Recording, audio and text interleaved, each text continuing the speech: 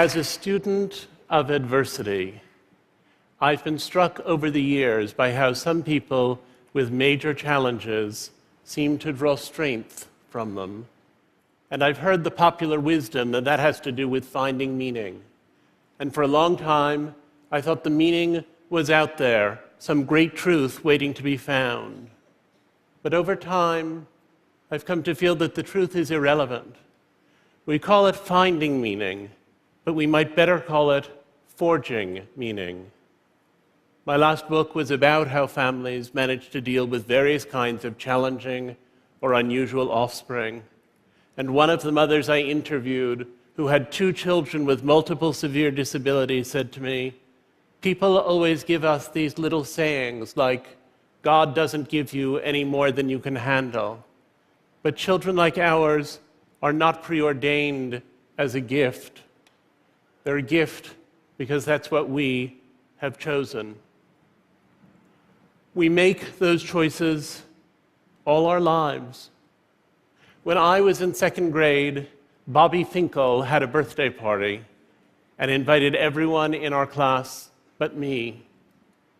My mother assumed there'd been some sort of error, and she called Mrs. Finkel, who said that Bobby didn't like me and didn't want me at his party. And that day, my mom took me to the zoo and out for a hot fudge sundae. When I was in 7th grade, one of the kids on my school bus nicknamed me Percy as a shorthand for my demeanor.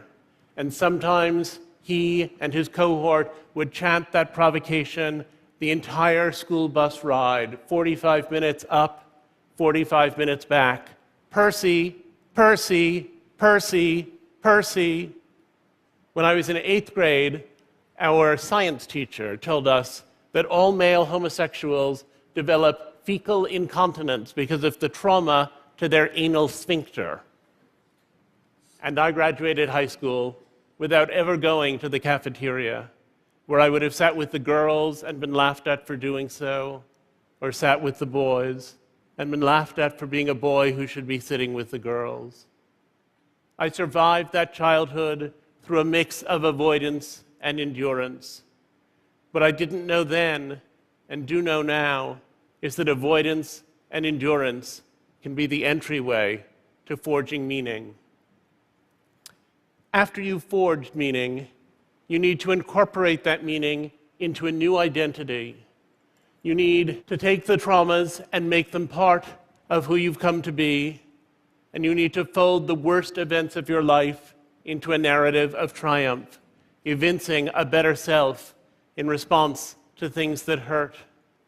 One of the other mothers I interviewed when I was working on my book had been raped as an adolescent and had a child following that rape, which had thrown away her career plans and damaged all of her emotional relationships. But when I met her, she was 50, and I said to her, "Do you often think about the man who raped you?" And she said, "I used to think about him with anger, but now only with pity." And I thought she meant pity because he was so unevolved as to have done this terrible thing. And I said, "Pity?" And she said, "Yes, because he has a beautiful daughter and 2 beautiful grandchildren, and he doesn't know that, and I do. So as it turns out, I'm the lucky one." Some of our struggles are things we're born to: our gender, our sexuality, our race, our disability. And some are things that happen to us: being a political prisoner, being a rape victim, being a Katrina survivor. Identity involves entering a community to draw strength from that community and to give strength there too. It involves substituting "and" for "but," not "I am here, but I have cancer," but rather "I have cancer and I am here." When we're ashamed, we can't tell our stories, and stories are the foundation of identity. Forge meaning, build identity. Forge meaning and build identity. That became my mantra. Forging meaning is about changing yourself. Building identity is about changing the world. All of us with stigmatized identities face this question daily: how much to accommodate society by constraining ourselves, and how much to break the limits of what constitutes a valid life? Forging meaning and building identity does not make what was wrong right. It only makes what was wrong precious. In January of this year, I went to Myanmar to interview political prisoners, and I was surprised to find them less bitter than I'd anticipated. Most of them had knowingly committed the offenses that landed them in prison, and they had walked in with their heads held high, and they walked out with their heads still held high, many years later. Dr. Mathi Da, a leading human rights activist who had nearly died in prison and had spent many years in solitary confinement, told me she was grateful to her jailers for the time she had had to think, for the wisdom she had gained, for the chance to hone her meditation skills. She had sought meaning and made her travail into a crucial identity. But if the people I met were less bitter than I'd anticipated about being in prison, they were also less thrilled than I'd expected about the reform process going on in their country. Mathi Da said, "We Burmese are noted for our tremendous grace under pressure, but we also have grievance under glamour," she said, "and the fact that there have been these shifts and changes doesn't erase the continuing problems in our society that we learned to see so well while we were in prison." And I understood her to be saying that concessions confer only a little humanity where full humanity is due, that crumbs are not the same as a place at the table, which is to say, you can forge meaning and build identity and still be mad as hell. I've never been raped, and I've never been in anything remotely approaching a Burmese prison. But as a gay American, I've experienced prejudice and even hatred, and I've forged meaning, and I've built identity, which is a move I learned from people who had experienced far worse privation than I've ever known. In my own adolescence, I went to extreme lengths to try to be straight. I enrolled myself in something called sexual surrogacy therapy, in which people I was encouraged to call doctors prescribed what I was encouraged to call exercises with women I was encouraged to call surrogates, who were not exactly prostitutes, but who were also not exactly anything else. My particular favorite was a blonde woman from the Deep South who eventually admitted to me that she was really a necrophiliac and had taken this job after she got in trouble down at the morgue.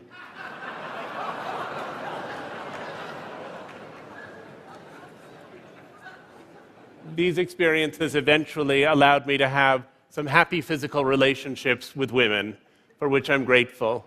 But I was at war with myself, and I dug terrible wounds into my own psyche. We don't seek the painful experiences that hew our identities, but we seek our identities in the wake of painful experiences. We cannot bear a pointless torment, but we can endure great pain if we believe that it's purposeful. Ease makes less of an impression on us than struggle. We could have been ourselves without our delights, but not without the misfortunes that drive our search for meaning. Therefore, I take pleasure in infirmities, St. Paul wrote in 2 Corinthians. For when I am weak, then I am strong. In 1988, I went to Moscow to interview artists of the Soviet underground, and I expected their work to be dissident and political. But the radicalism in their work actually lay in reinserting humanity into a society that was annihilating humanity itself, as in some senses, Russian society is now doing again. One of the artists I met said to me, "We were in training to be not artists, but angels." In 1991, I went back to see the artists I'd been writing about, and I was with them during the putsch that ended the Soviet Union, and they were among the chief organizers of the resistance to that putsch. And on the third day of the putsch, one of them suggested we walk up to Smolenskaya, and we went there, and we ranged ourselves in front of one of the barricades, and a little while later, a column of tanks rolled up. And the soldier on the front tank said, "We have unconditional orders to destroy this barricade. If you get out of the way, we don't need to hurt you. But if you won't move, we'll have no choice but to run you down." And the artist I was with said, "Give us just a minute. Give us just a minute to tell you why we're here." And the soldier folded his arms, and the artist launched into a Jeffersonian panegyric to democracy, such as those of us who live in a Jeffersonian democracy would be hard-pressed to present. And they went on, and the soldier watched, and then he sat there for a full minute after they were finished, and looked at us so bedraggled in the rain, and said, "What you have said is true, and we must bow to the will of the people. If you'll clear enough space for us to turn around, we'll go back the way we came." And that's what they did. Sometimes forging meaning can give you the vocabulary you need to fight for your ultimate freedom. Russia awakened me to the lemonade notion that oppression breeds the power to oppose it, and I gradually understood that as the cornerstone of identity. It took identity to rescue me from sadness. The gay rights movement posits a world in which my aberrances are a victory. Identity politics always works on two fronts: to give pride to people who have a given condition or characteristic, and to cause the outside world to treat such people more gently and more kindly. Those are two totally separate enterprises, but progress in each sphere reverberates in the other.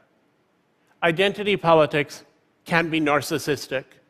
People extol a difference only because it's theirs. People narrow the world and function in discrete groups without empathy for one another. But properly understood and wisely practiced, identity politics should expand our idea of what it is to be human. Identity itself should be not a smug label or a gold medal, but a revolution. I would have had an easier life if I were straight, but I would not be me. And I now like being myself better than the idea of being someone else. Someone who, to be honest, I have neither the option of being nor the ability fully to imagine. But if you banish the dragons, you banish the heroes. And we become attached to the heroic strain in our own lives. I've sometimes wondered whether I could have ceased to hate that part of myself without Gay Pride's Technicolor fiesta, of which this speech is one manifestation. I used to think I would know myself to be mature when I could simply be gay without emphasis. But the self-loathing of that period left a void, and celebration needs to fill and overflow it. And even if I repay my private debt of melancholy, there's still an outer world of homophobia that it will take decades to address. Someday, being gay will be a simple fact, free of party hats and blame, but not yet. A friend of mine, who thought Gay Pride was getting very carried away with itself, once suggested that we organize Gay Humility Week.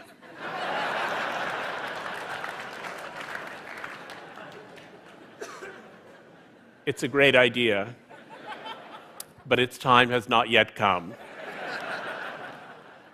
And neutrality, which seems to lie halfway between despair and celebration, is actually the end game. In 29 states in the US, I could legally be fired or denied housing for being gay. In Russia, the anti-propaganda law has led to people being beaten in the streets. 27 African countries have passed laws against sodomy, and in Nigeria, gay people can legally be stoned to death, and lynchings have become common. In Saudi Arabia recently, 2 men who had been caught in carnal acts were sentenced to 7,000 lashes each. and are now permanently disabled as a result. So who can forge meaning and build identity? Gay rights are not primarily marriage rights, and for the millions who live in unaccepting places with no resources, dignity remains elusive. I'm lucky to have forged meaning and built identity, but that's still a rare privilege, and gay people deserve more collectively than the crumbs of justice. And yet, every step forward is so sweet. In 2007, 6 years after we met, my partner and I decided to get married. Meeting John had been the discovery of great happiness and also the elimination of great unhappiness. And sometimes I was so occupied with the disappearance of all that pain that I forgot about the joy, which was at first the less remarkable part of it to me. Marrying was a way to declare our love as more a presence than an absence. Marriage soon led us to children, and that meant new meanings and new identities, ours and theirs. I want my children to be happy, and I love them most achingly when they are sad. As a gay father, I can teach them to own what is wrong in their lives. But I believe that if I succeed in sheltering them from adversity, I will have failed as a parent. A Buddhist scholar I know once explained to me that Westerners mistakenly think that nirvana is what arrives when all your woe is behind you and you have only bliss to look forward to. But he said that would not be nirvana, because your bliss in the present would always be shadowed by the joy from the past. Nirvana, he said, is what you arrive at when you have only bliss to look forward to and find in what looked like sorrows the seedlings of your joy. And I sometimes wonder whether I could have found such fulfillment in marriage and children if they'd come more readily, if I'd been straight in my youth or were young now, in either of which cases this might be easier. Perhaps I could. Perhaps all the complex imagining I've done could have been applied to other topics. But if seeking meaning matters more than finding meaning, the question is not whether I'd be happier for having been bullied, but whether assigning meaning to those experiences has made me a better father.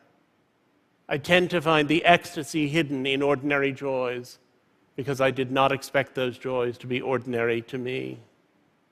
I know many heterosexuals who have equally happy marriages and families, but gay marriage is so breathtakingly fresh, and gay families so exhilaratingly new, and I found meaning in that surprise. In October, it was my 50th birthday, and my family organized a party for me. And in the middle of it, my son said to my husband that he wanted to make a speech. And John said, "George, you can't make a speech. You're 4. Only Grandpa and Uncle David and I are going to make speeches tonight." But George insisted and insisted. And finally, John took him up to the microphone. And George said very loudly, "Ladies and gentlemen, may I have your attention, please?" And everyone turned around, startled. And George said, "I'm glad it's Daddy's birthday. I'm glad we all get cake. And Daddy, if you were little, I'd be your friend."